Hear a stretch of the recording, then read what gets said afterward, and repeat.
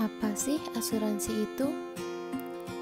Asuransi dipandang sebagai bisnis pemindahan resiko atau biasa disebut dengan transfer of risk, di mana resiko dipindahkan dari tertanggung kepada pihak perusahaan asuransi yang bertindak sebagai penanggung di dalam perjanjian asuransi tersebut. Sebagai konsekuensi dari adanya perjanjian pengalihan risiko tersebut, peserta wajib membayarkan sejumlah uang sebagai premi asuransi kepada perusahaan asuransi. Sedangkan konsekuensi bagi perusahaan asuransi adalah tanggung jawab untuk membayarkan sejumlah uang sebagai dana klaim asuransi kepada peserta apabila terjadi sesuatu keadaan seperti yang diperjanjikan di dalam polis asuransi. Apa saja sih fungsi dari asuransi? Fungsi dari asuransi yang pertama, memberikan penggantian kepada tertanggung atau pemegang polis karena kerugian, kerusakan, biaya yang timbul, kehilangan keuntungan, atau tanggung jawab hukum kepada pihak ketiga yang mungkin diderita tertanggung atau pemegang polis karena terjadinya sesuatu peristiwa yang tidak pasti. Yang kedua, memberikan pembayaran yang didasarkan meninggal atau hidupnya tertanggung dengan manfaat yang besarnya telah ditetapkan dan didasarkan pada hasil pengelolaan dana. Asuransi juga memiliki manfaat yang sangat menguntungkan. Kira-kira apa saja manfaat yang bakalan kita terima? Yang pertama, asuransi melindungi kita dari masalah di masa yang akan datang. Yang kedua, asuransi membantu kita mengelola keuangan. Dan yang ketiga, asuransi bisa meminimalisasi kerugian. Asuransi di Indonesia sudah diawasi oleh badan hukum loh. Kira-kira badan hukum apa saja yang mengawasinya? Yang pertama ada AAJI. AAJI atau biasa disebut dengan Asosiasi Asuransi Jiwa Indonesia adalah organisasi independen yang salah satunya bertujuan untuk meningkatkan kepercayaan masyarakat terhadap lembaga-lembaga asuransi jiwa di Indonesia. AAJI juga mengemban fungsi sebagai pengawasan kinerja perusahaan asuransi agar memberikan pelayanan yang terbaik pada masyarakat sesuai dengan standar yang ada. Keberadaan lembaga ini menjadi wadah bagi perusahaan-perusahaan asuransi jiwa maupun reasuransi di Indonesia. Wadah ini menjadi saluran terciptanya kerjasama yang baik antara perusahaan satu dengan yang lain, sehingga bisa meningkatkan kinerja jasa asuransi jiwa di Indonesia. AAJI juga memiliki visi dan misi. Visi dari AAJI yaitu untuk menyatukan tujuan seluruh perusahaan yang bergerak di bidang asuransi jiwa di Indonesia. Misi dari AAJI yaitu untuk mencapai visinya adalah mencari solusi terhadap berbagai masalah dalam industri, serta mendorong terciptanya regulasi asuransi jiwa agar berimbang antara kepentingan pihak anggota dan juga masyarakat. AAJI juga memiliki komitmen untuk melakukan pengawasan terhadap standar pelayanan perusahaan asuransi jiwa, baik itu kode etik maupun standar praktiknya. Peran dari AAJI yang pertama sebagai wadah aspirasi bagi perusahaan asuransi, yang kedua sebagai saluran komunikasi dan mitra pemerintah, yang ketiga sebagai saluran aspirasi masyarakat, yang keempat adalah sebagai alat motivasi perusahaan asuransi jiwa. Yang kedua ada AAUI atau Asosiasi Asuransi Umum Indonesia. Fungsi dari AAUI yang pertama menyediakan perlindungan asuransi yang terpercaya. Yang kedua menjadi penghimpun sebesar-besarnya dana masyarakat. Yang ketiga menciptakan peluang usaha dan lapangan kerja. Yang keempat menjadi pelaku yang kuat dan mandiri dalam negeri. Yang kelima, menjadi sendi yang kuat bagi pertumbuhan ekonomi dan pembangunan nasional. Yang ketiga, ada OJK atau Otoritas Jasa Keuangan. OJK ini berfungsi untuk mewujudkan sistem keuangan yang tumbuh secara berkelanjutan dan stabil, serta dapat menumbuhkan kepercayaan masyarakat terhadap industri asuransi. Dalam lingkup pengawasan di sektor perasuransian, Otoritas Jasa Keuangan mempunyai kewenangan dalam pengajuan permohonan pernyataan pilot terhadap perusahaan asuransi dalam rangka melindungi kepentingan pemegang polis asuransi. Yang keempat ada MUI atau Majelis Ulama Indonesia. MUI adalah pihak yang memiliki otoritas untuk melakukan penilaian terhadap kesesuaian terhadap prinsip syariah. Dalam praktik bisnis asuransi, MUI mengeluarkan sejumlah fatwa sebagai pedoman bagi operasionalisasi bisnis asuransi syariah. Fatwa pertama dan sekaligus sebagai fatwa induk asuransi syariah adalah fatwa DSN MUI nomor 21/DSN MUI 10/2001 tentang pedoman umum asuransi syariah. Pada umumnya, asuransi memiliki dua kategori. Yang pertama, asuransi jiwa. Asuransi jiwa adalah sebuah layanan asuransi yang digunakan sebagai bentuk perlindungan terhadap timbulnya kerugian finansial atau hilangnya pendapatan seseorang atau keluarga akibat adanya kematian anggota keluarga yang biasanya menjadi sumber nafkah bagi keluarga tersebut. Yang kedua, asuransi kerugian. Asuransi kerugian adalah asuransi yang memberikan perlindungan kerugian finansial pada objek yang diasuransikan akibat kejadian berbahaya. Biasanya, objek yang diasuransikan ini adalah harta, benda, atau aset. Ada 7 istilah penting dalam asuransi yang harus diketahui oleh masyarakat. Yang pertama, polis asuransi. Yang kedua, ada premi asuransi. Yang ketiga, tertanggung. Yang keempat, manfaat asuransi. Yang kelima, pemegang polis. Yang keenam, pembayar premi. Dan yang terakhir adalah penerima manfaat. Lalu, bagaimana sih hubungan asuransi dengan manajemen resiko? Dalam menjalankan kehidupan ke depan, kita sebagai manusia tidak akan jauh dari kata ketidakpastian yang akan terjadi. Ketidakpastian tersebut bisa menimbulkan kerugian kepada orang yang tertimpa. Oleh karena itu, sangat penting memilih asuransi untuk meminimalisir terjadinya resiko kerugian yang akan didapatkan. Resiko yang biasanya terjadi dalam kehidupan antara lain sakit, kecelakaan, cacat, tua, dan meninggal. Secara sederhana, manajemen resiko adalah pengelolaan resiko yang terdiri dari 4 kegiatan, yaitu yang pertama, mengidentifikasi event risk. Yang kedua, mengukur dampak dan frekuensinya. Yang ketiga, memitigasi. Yang keempat, memonitoring. Bagaimana sih tips untuk memilih asuransi jiwa yang tepat? Yang pertama, sesuaikan dengan kebutuhan Anda. Yang kedua, sesuaikan premi dengan budget atau anggaran. Yang ketiga, pelayanan terbaik. Yang keempat, lakukan selagi Anda sehat dan mampu. Lalu yang terakhir, pertimbangkan dengan cermat. Hal apa saja sih yang bisa mempengaruhi besar premi asuransi? Yang pertama, usia. Yang kedua, pekerjaan.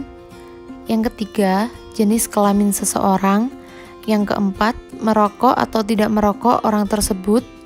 Yang kelima, jenis dari manfaat yang dibeli. Nah, kira-kira bagaimana sih tips untuk mengatur gaji atau keuangan yang cerdas? Yang pertama, alokasikan 50% penghasilan untuk kebutuhan sehari-hari seperti biaya makan, transportasi, keperluan rumah, sampai asuransi. Yang kedua, alokasikan 30% penghasilan kalian untuk keinginan pribadi seperti biaya hangout atau nge-gym. Yang ketiga, alokasikan 20% untuk tabungan jangka pendek atau buat biaya hutang. Nah, kira-kira uang pertanggungan itu apa sih?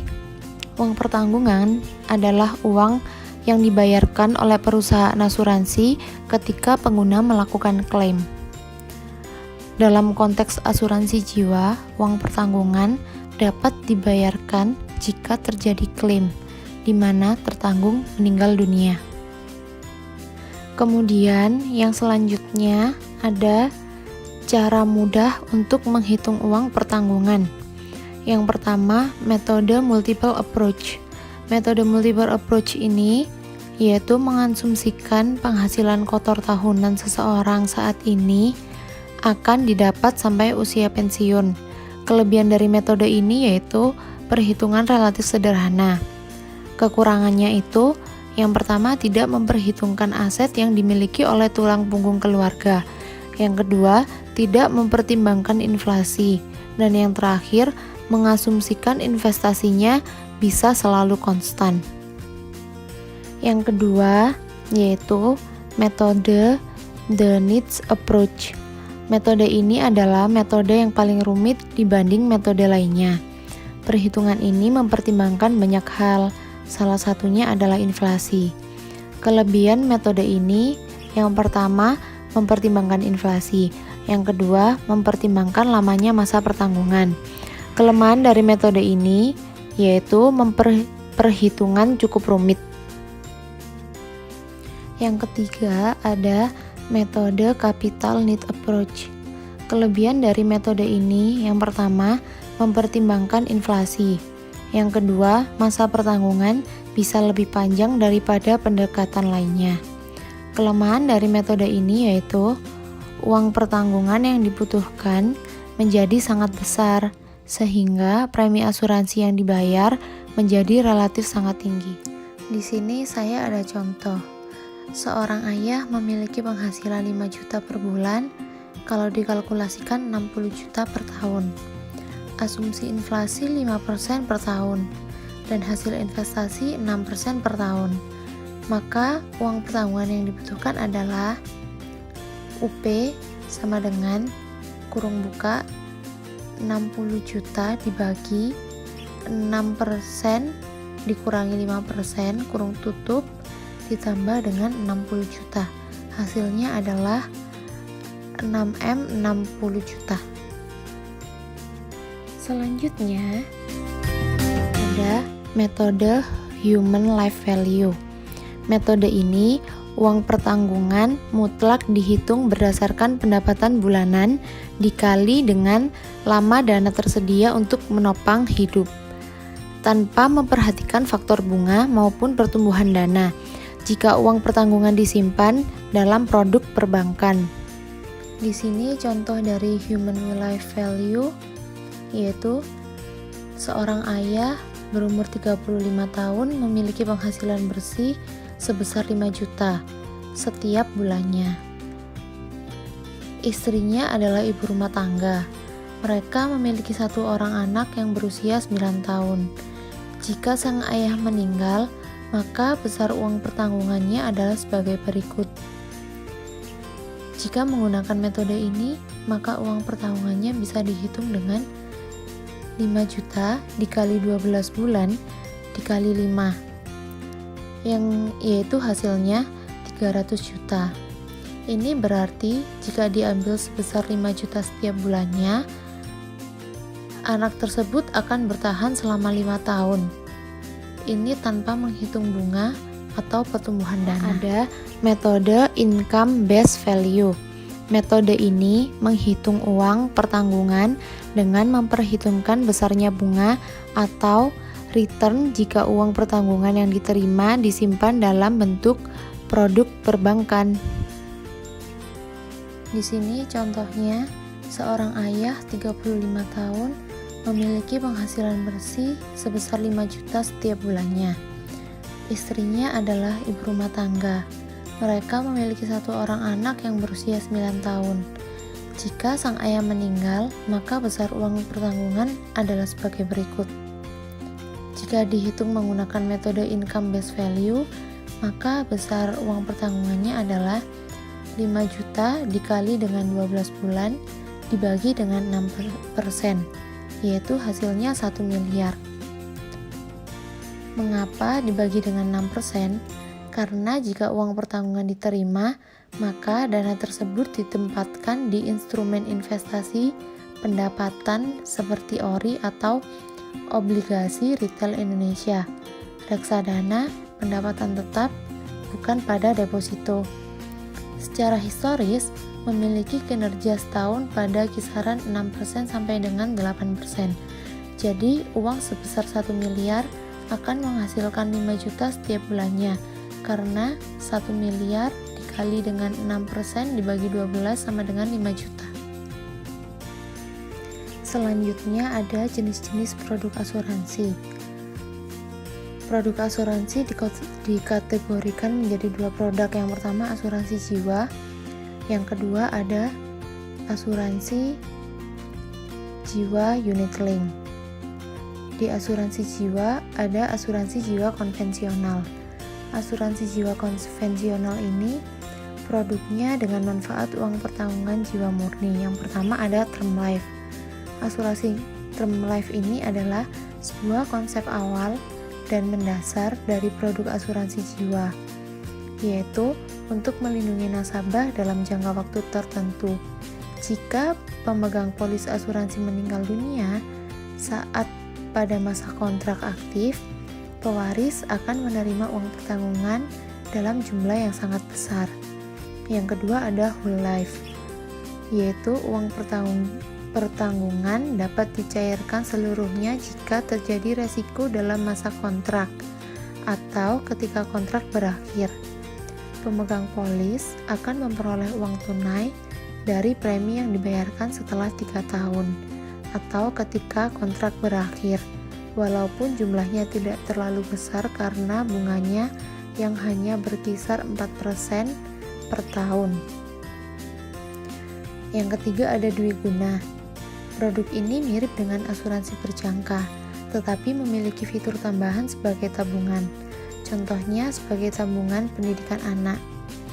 Fitur tabungan diartikan sebagai penawaran nilai tunai yang dapat dicairkan ketika kontrak berakhir atau dapat dicairkan dalam jangka beberapa tahun sekali, serta memiliki nilai yang relatif lebih besar. Premi yang harus dibayarkan pemegang polis ini akan lebih besar dibandingkan jenis asuransi lainnya, karena sebagian premi dialokasikan untuk fitur tabungan yang akan memberikan nilai tunai premi. Yang selanjutnya, produk dengan manfaat uang pertanggungan kesehatan. Lalu, produk dengan manfaat uang pertanggungan kecelakaan. Yang kedua ada asuransi jiwa unit link, yaitu produk dengan manfaat uang pertanggungan jiwa. Produk dengan manfaat proteksi tambahan atau rider. Proteksi tambahan ini adalah yaitu proteksi kesehatan. Yang kedua, proteksi santunan kecelakaan. Yang ketiga, santunan sakit kritis. Dan yang keempat, manfaat pembebasan premi. Yang selanjutnya ada produk dengan manfaat nilai tunai. Nah, di instrumen pengelola nilai tunai itu ada high risk, high return, medium risk, medium return, dan low risk, low return. Yang selanjutnya ada biaya asuransi jiwa untuk unit link. Yang pertama, biaya akuisisi. Biaya akuisisi adalah biaya perolehan atas polis yang akan dibebankan perusahaan asuransi ke nasabah ketika membeli polis asuransi jiwa untuk mendapatkan fasilitas polis. Biasanya, biaya ini umumnya dipergunakan untuk membiayai operasional perusahaan. Biaya ini akan dibebankan selama 5 tahun saja, dengan presentasi yang semakin kecil setiap tahunnya. Yang kedua, biaya manfaat dasar. Biaya asuransi ini dibebankan sejak tanggal polis melalui pemotongan unit setiap bulan selama polis masih berlaku. Khusus pemotongan unit,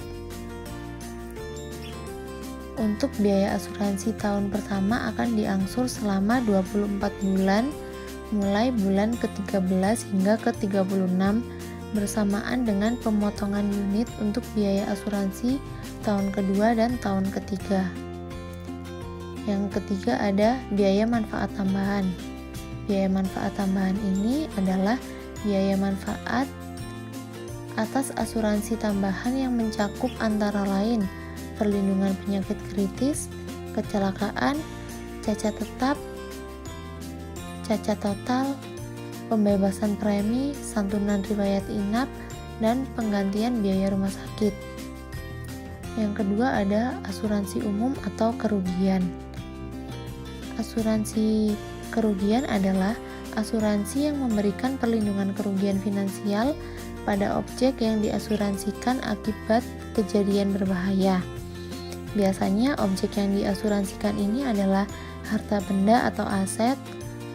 Objek tersebut bisa rumah pribadi, tempat usaha, gedung, barang, hingga proyek bangunan. Apabila terjadi sesuatu yang tidak diinginkan pada harta benda atau aset yang diasuransikan, maka perusahaan asuransi akan menanggung tentunya dengan kompensasi yang sudah dibayarkan oleh pemegang premi kepada pihak asuransi. Peluang profesi asuransi di Indonesia sangat bagus karena masih banyak masyarakat Indonesia yang tidak memiliki asuransi, dan profesi asuransi ini pasti akan mendapatkan banyak keuntungan dan banyak uang. Karena agen memiliki kesempatan untuk naik jabatan dalam setiap bulan. Income yang didapatkan para agen dalam tahun pertama sudah bisa mencapai puluhan bahkan ratusan juta. Income dari agen sebesar 30% dari premi yang dibayarkan oleh nasabah. Karyawan dalam awal karir hanya perlu mendapatkan 20 nasabah. Kemudian agen hanya perlu merekrut 3 orang untuk menjadi rekan tim dalam setiap tahunnya. Bekerja menjadi agen asuransi sangat menguntungkan karena bebas waktu dan juga bisa dilakukan dengan online yang memudahkan semua orang. Dengan bekerja di Allianz, kita bisa membeli rumah impian meskipun terjadi inflasi setiap tahun yang menyebabkan harga rumah terus meningkat. Menurut pengalaman saya selama diajar sama Ko Surya itu, beliau sangat baik. Waktu nerangin juga beliau itu sangat rinci dan jelas. Jika ada pertanyaan, beliau menjawabnya itu juga dengan sangat ramah, dengan sangat rinci dan detail apa yang ditanyakan oleh mahasiswa. Kelas beliau juga cukup santai namun tetap serius. Orangnya juga humoris dan sangat baik. Thank you Ko Surya.